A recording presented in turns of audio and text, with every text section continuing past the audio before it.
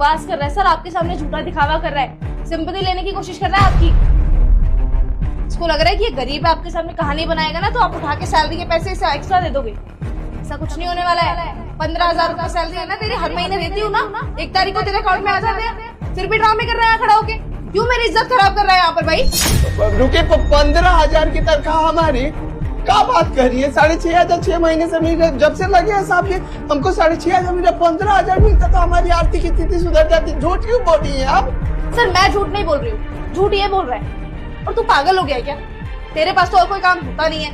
अरे बॉस है बस कंपनी के, हजारों काम है उनके पास, तू उनके केबिन में आके इतना बड़ा ड्रामा कर रहा है। तुझे पता भी है तेरी वजह से कितना टाइम वेस्ट हो रहा है उनका।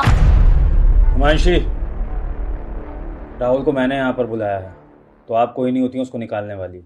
और वो क्यों जाएगा यहाँ से? क्योंकि आप डर रही हैं कि आपकी सच्चाई सामने आ गई है।